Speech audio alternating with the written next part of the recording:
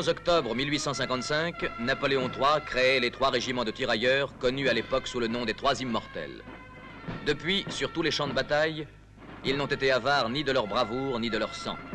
Malakoff, Solferino, Verdun, Garigliano jalonnent une histoire faite de courage et de fidélité au service de la patrie. C'est ce courage et cette fidélité qui ont été célébrés avec un éclat particulier à Saint-Arnaud à l'occasion de ce 105e anniversaire.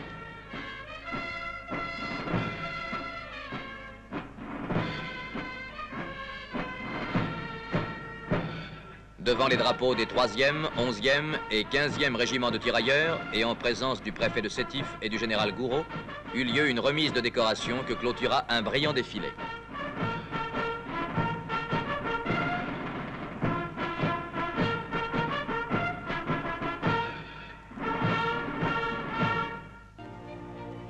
Le revenu du vignoble algérien représente la moitié du revenu agricole de l'Algérie. C'est dire l'importance des vendanges qui se sont déroulées sur tout le territoire pendant le mois de septembre. Plein succès grâce aux conditions météorologiques favorables et aux progrès de la pacification qui ont permis des conditions de travail normales. Ici, à 40 km au sud-est de Philippeville, dans le sous-quartier d'Oribo, les vendanges battent leur plein.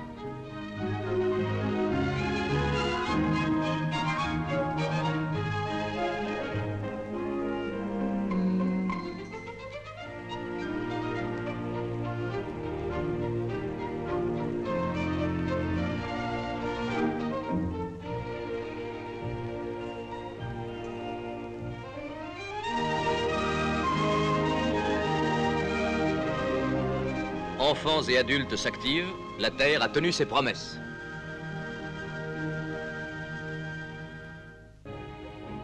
Bien que moins connu et moins spectaculaire que les autres dispositifs qui jalonnent les frontières est et ouest de l'Algérie, il existe aussi un barrage nord. C'est celui que dresse tout au long des côtes algériennes la Marine nationale. En étroite liaison avec un PC opérationnel marine qui se trouve à terre, des avions de l'aéronavale, des escorteurs, des avisos, des vedettes patrouillent sans cesse, arraisonnent, visitent de très nombreux navires. Mais pour interdire plus sûrement les entrées d'armes en Algérie, l'action de ces bâtiments est complétée par les patrouilles qu'effectuent à toucher les rochers les lamparos de la Marine nationale. Ces lamparos sont des barques de pêche prêtées par la marine marchande.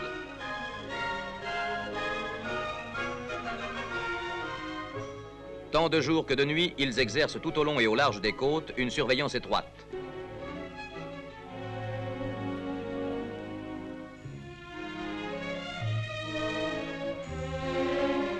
Ces barques extrêmement maniables peuvent en effet longer de très près la côte, visiter les plus petites criques, se mettre en embuscade derrière un rocher ou explorer les très nombreuses grottes qui truffent la côte algérienne.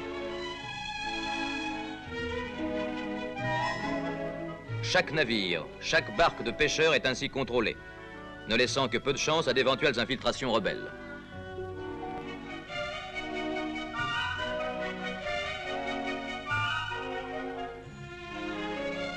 Les hommes de ce lamparo rentrent au port de la Cale après plusieurs heures de patrouille. Mais d'autres ont déjà pris la relève. La surveillance des côtes est aussi permanente que celle des barrages terrestres.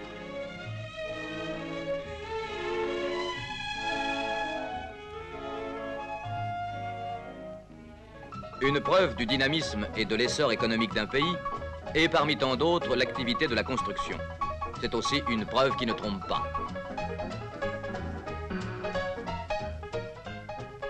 Dans l'effort colossal et sans précédent que le plan de Constantine réalise en Algérie, et parallèlement aux activités qui tendent à doter le pays des sources énergétiques indispensables, la construction occupe une place prépondérante.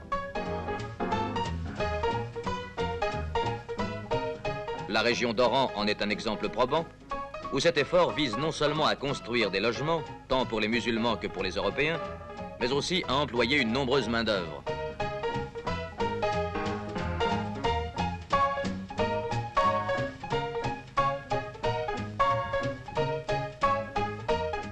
Dans toutes les villes, des cités évolutives sont construites à une allure record. Côte à côte avec des bâtiments classiques, d'immenses immeubles jaillissent du sol.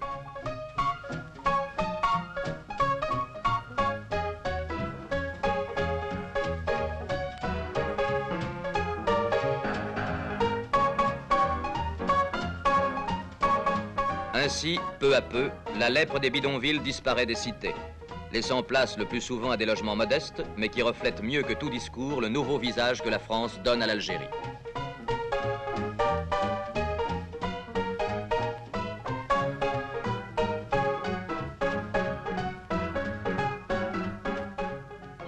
Depuis le début de l'année, dans le cadre du plan de Constantine, une usine s'est installée à Régaïa, à 22 km à l'est d'Alger.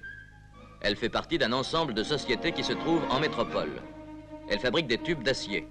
Sa main-d'œuvre et ses cadres groupent 70 personnes, dont 90% de musulmans.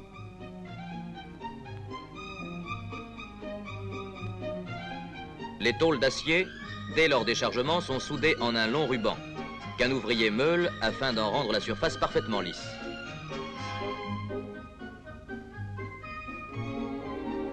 Les tubes sont en effet fabriqués selon le procédé Récart, et ce, dans une seule et même machine qui met le tube en forme et le soude, tant à l'extérieur qu'à l'intérieur.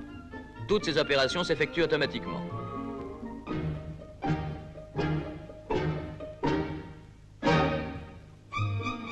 Après découpage et bavurage, les tubes sont chanfreinés et minutieusement contrôlés. Contrôle hydrostatique, ultrasonique et enfin contrôle des cotations.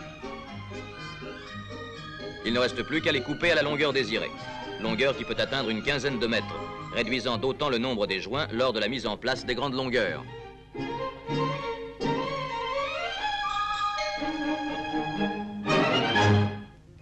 Dans les plaines du Bas-Chélif, non loin d'Inkerman, la récolte du riz s'achève. Image insolite et peu connue d'une activité agricole relativement récente. D'une superficie de 1800 hectares, cette Camargue algérienne produit de 50 à 60 quintaux à l'hectare. Commencée depuis une dizaine d'années, cette culture emploie une nombreuse main-d'œuvre et, si ce n'était les turbans des travailleurs, ne se croirait-on pas dans quelques rizières d'Extrême-Orient. La récolte se fait ici à la main, comme le gauchage ou la confection des gerbes, que va bientôt dévorer une puissante batteuse, jusqu'à ce que, enfin mise en sac, la précieuse céréale quitte la terre qui la nourrit.